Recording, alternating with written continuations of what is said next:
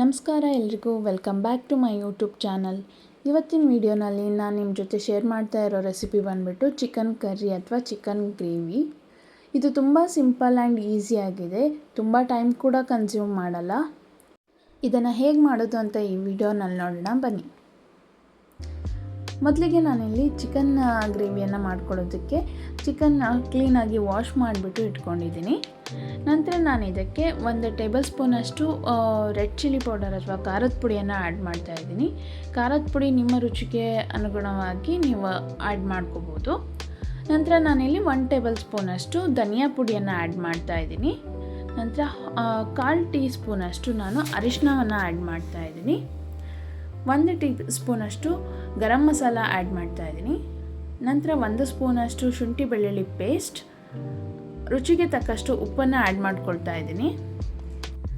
ನಂತರ ಇದಕ್ಕೆ ಸ್ವಲ್ಪ ಮೊಸರನ್ನು ಆ್ಯಡ್ ಮಾಡ್ಕೊಳ್ತಾ ಇದ್ದೀನಿ. ಇದಿಷ್ಟನ್ನು ನಾನು ಮ್ಯಾರಿನೇಟ್ ಮಾಡ್ಕೊಳ್ತಾ ಇದ್ದೀನಿ. ಇವಾಗ ಮೊದಲು 1 ರೌಂಡು ನಾನು ಇದಿಷ್ಟನ್ನು ಚೆನ್ನಾಗಿ ಕಲಿಸ್ಕೊಳ್ತಾ ಇದ್ದೀನಿ. ನಂತರ ಇದಕ್ಕೆ ಕೊನೆಯಲ್ಲಿ ಸ್ವಲ್ಪ ನಿಂಬೆಹಣ್ಣನ್ನು ಹಿಂಡ್ಬಿಟ್ಟು ಕಂಪ್ಲೀಟಾಗಿ ನಾನು ಇದನ್ನು ಮಿಕ್ಸ್ ಮಾಡಿಕೊಂಡು ಒಂದು 20 ಮಿನಿಟ್ಸ್ ಮ್ಯಾರಿನೇಟ್ ಆಗೋದಕ್ಕೆ ಬಿಡ್ತಾ ಇದ್ದೀನಿ. ಚಿಕನ್ ಚೆನ್ನಾಗಿ ಮ್ಯಾರಿನೇಟ್ ಆದರೆ ಮಾತ್ರ ಗ್ರೇವಿಗೆ ಒಳ್ಳೆ ಟೇಸ್ಟ್ ಕೊಡುತ್ತೆ.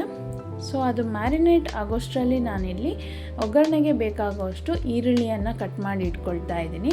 ನಾನಿಲ್ಲಿ 1 ದೊಡ್ಡ ಸೈಜ್ ಈರುಳ್ಳಿ ಮತ್ತು 1 ಮೀಡಿಯಮ್ ಸೈಜ್ ಈರುಳ್ಳಿಯನ್ನು ತೊಗೊಂಡಿದ್ದೀನಿ. ನಂತರ 2 ಹಸಿಮೆಣಸನ್ನು ಒಗ್ಗರಣೆಗೆ ಅಂತ ಹೇಳ್ಬಿಟ್ಟು ತೊಗೊಂಡಿದ್ದೀನಿ. ಅದನ್ನು 2 ಭಾಗವಾಗಿ ಕಟ್ ಮಾಡಿಕೊಂಡು ಇಟ್ಕೊಂಡಿದ್ದೀನಿ. 1 ಮೀಡಿಯಮ್ ಸೈಜ್ ಟೊಮೊಟೊ ಕೂಡ ಕಟ್ ಮಾಡಿ ಇಟ್ಕೊಂಡಿದ್ದೀನಿ. ನಂತರ ನಾನಿಲ್ಲಿ ಸ್ವಲ್ಪ ಬಾದಾಮಿ ಮತ್ತು ಗೋಡಂಬಿಯನ್ನು ನೆನೆಸಿಟ್ಕೊಂಡಿದ್ದೀನಿ. ಈ ಗ್ರೇವಿಗೆ ಎಕ್ಸ್ಟ್ರಾ ಟೇಸ್ಟ್ ಅಂತ ಕೊಡೋದೇ ಈ ಬಾದಾಮಿ ಮತ್ತು ಗೋಡಂಬಿ ಪೇಸ್ಟ್. ಸೊ ನಾನು ಇದನ್ನು ಸ್ವಲ್ಪ ನೆನೆಸಿಟ್ಕೊಂಡ್ಬಿಟ್ಟು ಒಂದು ಜಾರ್ಗೆ ಇದನ್ನು ಹಾಕ್ಕೊಂಡು ನಾನು ಗ್ರೈಂಡ್ ಮಾಡ್ಕೊಳ್ತಾ ಇದ್ದೀನಿ. ನಂತರ ನಾನಿಲ್ಲಿ ಒಗ್ಗರಣೆಗೆ ಒಂದು ಬಾಣಲಿಗೆ ಸ್ವಲ್ಪ ಎಣ್ಣೆಯನ್ನು ಹಾಕ್ಕೊಳ್ತಾ ಇದ್ದೀನಿ. ಎಣ್ಣೆ ಚೆನ್ನಾಗಿ ಕಾದ ನಂತರ ಸ್ವಲ್ಪ ಜೀರಿಗೆಯನ್ನು ಆ್ಯಡ್ ಮಾಡ್ಕೊಳ್ತಾ ಇದ್ದೀನಿ. ಜೀರಿಗೆ ಚಿಟಪಟ ಸಿಡಿದಾಗ ನಾನು 2 ಹಸಿಮೆಣಸು ಹೆಚ್ಚಿಟ್ಕೊಂಡಿದ್ದು ಮತ್ತು ಈರುಳ್ಳಿಯನ್ನು ಆ್ಯಡ್ ಮಾಡ್ಕೊಳ್ತಾ ಇದ್ದೀನಿ. ಈರುಳ್ಳಿ ಚೆನ್ನಾಗಿ ಎಣ್ಣೆಯಲ್ಲಿ ಬಾಡಬೇಕು. ಈರುಳ್ಳಿ ಫುಲ್ ಫ್ರೈ ಆದ ನಂತರ ನಾನಿಲ್ಲಿ ಮ್ಯಾರಿನೇಟ್ ಮಾಡಿಟ್ಕೊಂಡಿದ್ದಂಥ ಚಿಕನ್ನ ಆ್ಯಡ್ ಮಾಡ್ಕೊಳ್ತಾ ಇದ್ದೀನಿ. ನಾವು ಈ ರೀತಿ ಚಿಕನ್ನ ಮ್ಯಾರಿನೇಟ್ ಮಾಡಿಟ್ಕೊಳ್ಳೋದ್ರಿಂದ ಚಿಕನ್ಗೆ ಉಪ್ಪು ಖಾರ ಎಲ್ಲ ಚೆನ್ನಾಗಿ ಹತ್ಕೊಳ್ಳುತ್ತೆ, ಅಬ್ಸರ್ವ್ ಮಾಡ್ಕೊಳ್ಳುತ್ತೆ. ಸೊ ಟೇಸ್ಟ್ ಕೂಡ ತುಂಬ ಚೆನ್ನಾಗಿರುತ್ತೆ. ಸೊ ನಾನಿಲ್ಲಿ ಎಣ್ಣೆಯಲ್ಲಿ ಚಿಕನ್ನ ಒಂದ್ಸರಿ ಫ್ರೈ ಮಾಡ್ಕೊಳ್ತಾ ಇದ್ದೀನಿ. ನಂತರ ಅದಕ್ಕೆ ಹೆಚ್ಚಿಟ್ಕೊಂಡಿರೋ ಟೊಮ್ಯಾಟೋನ ಆ್ಯಡ್ ಮಾಡಿಕೊಂಡು ಎಲ್ಲದನ್ನು ಚೆನ್ನಾಗಿ ಒಂದ್ಸರಿ ಮಿಕ್ಸ್ ಮಾಡ್ಕೊಳ್ತಾ ಇದ್ದೀನಿ. ಈಗ ಮೇಲೆ ನಾನು ಅದಕ್ಕೆ ಸ್ವಲ್ಪ ಹೆಚ್ಚಿಟ್ಕೊಂಡಿದ್ದಂಥ ಪುದೀನ ಕೊತ್ತಂಬರಿಯನ್ನು ಆ್ಯಡ್ ಮಾಡಿಕೊಂಡು ಚೆನ್ನಾಗಿ ಎಲ್ಲದನ್ನು ಒಂದ್ಸರಿ ಮಿಕ್ಸ್ ಮಾಡ್ಕೊಳ್ತಾ ಇದ್ದೀನಿ. ಚಿಕನ್ನ ನಾನು ಆದಷ್ಟು ಎಣ್ಣೆಯಲ್ಲಿ ಫಸ್ಟು ಫ್ರೈ ಮಾಡ್ಕೊಳ್ತಾ ಇದ್ದೀನಿ. ಮಸಾಲೆ ಕೂಡ ಎಣ್ಣೆಯಲ್ಲಿ ಬಿಟ್ಕೋಬೇಕು. ಎಣ್ಣೆ ನೀಟಾಗಿ ಬಿಟ್ಕೊಂಡ್ಮೇಲೆ ನಾನಿಲ್ಲಿ ರುಬ್ಬಿಟ್ಕೊಂಡಿದ್ದಂಥ ಗೋಡಂಬಿ ಬಾದಾಮಿ ಪೇಸ್ಟ್ನ ನಾನು ಆ್ಯಡ್ ಮಾಡ್ಕೊಳ್ತಾ ಇದ್ದೀನಿ. ಇದನ್ನು ಆ್ಯಡ್ ಮಾಡಿದ ತಕ್ಷಣ ನೀವು ನೋಡ್ಬೋದು ಇಲ್ಲಿ ಒಂದು ಕ್ರೀಮಿ ಟೆಕ್ಸ್ಚರ್ನ ಕೊಡುತ್ತೆ ಇದು.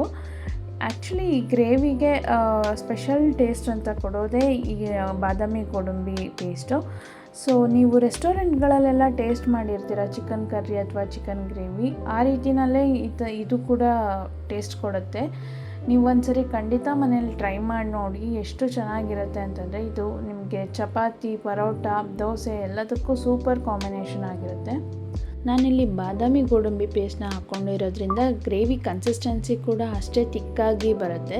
ಸೊ ಇದಕ್ಕೆ ಎಕ್ಸ್ಟ್ರಾ ಅಡಿಷ್ನಲ್ ಆಗಿ ಸ್ವಲ್ಪ ವಾಟರ್ನ ಆ್ಯಡ್ ಮಾಡಿಕೊಂಡು ಚಿಕನ್ನ ಬೇಯೋದಕ್ಕೆ ಬಿಡಬೇಕು. ಒಂದು 5ರಿಂದ 7 ನಿಮಿಷ ಇದನ್ನು ಲಿಡ್ನ ಕ್ಲೋಸ್ ಮಾಡಿಬಿಟ್ಟು ಚಿಕನ್ನ ಚೆನ್ನಾಗಿ ಬೇಯಿಸ್ಕೋಬೇಕಾಗತ್ತೆ. ಸೊ ನೀವಿಲ್ಲಿ ನೋಡ್ತಾ ಇರ್ಬೋದು ಗ್ರೇವಿ ರೆಡಿಯಾಗಿದೆ. ಗ್ರೇವಿ ಟೇಸ್ಟ್ ಮಾತ್ರ ತುಂಬಾ ಚೆನ್ನಾಗಾಗಿತ್ತು. ಇದು ನಿಮಗೆ ದೋಸೆ, ಪರೋಟ, ಚಪಾತಿ ಯಾವುದಕ್ಕಾದರೂ ಸೂಪರ್ ಕಾಂಬಿನೇಷನ್ ಆಗಿರುತ್ತೆ. ನೀವು ಒಂದ್ಸರಿ ನಿಮ್ಮ ಮನೆಯಲ್ಲಿ ಟ್ರೈ ಮಾಡಿ ಹೇಗೆ ಬಂತು ಅಂತ ನನಗೆ ಕಮೆಂಟ್ ಮೂಲಕ ತಿಳಿಸಿ. ನೀವಿನ್ನೂ ನನ್ನ ಚಾನಲ್ನ ಸಬ್ಸ್ಕ್ರೈಬ್ ಮಾಡದೆ ನೋಡ್ತಾ ಇದ್ದರೆ ದಯವಿಟ್ಟು ಸಬ್ಸ್ಕ್ರೈಬ್ ಮಾಡಿ, ಪಕ್ಕದಲ್ಲಿರೋ ಬೆಲ್ ಐಕಾನ್ನ ಕ್ಲಿಕ್ ಮಾಡಿ. ಸೊ ನಿಮಗೆ ನೆಕ್ಸ್ಟ್ ನನ್ನ ವೀಡಿಯೋಸ್ ಎಲ್ಲ ಅಪ್ಡೇಟ್ಸ್ಗಳು ಸಿಗ್ತಾ ಹೋಗುತ್ತೆ. ಮತ್ತು ನಿಮಗೆ ನೆಕ್ಸ್ಟ್ ವೀಡಿಯೋನಲ್ಲಿ ಸಿಗ್ತೀನಿ. ಅಲ್ಲಿವರೆಗೂ ಟೇಕ್ ಕೇರ್, ಬಾಯ್.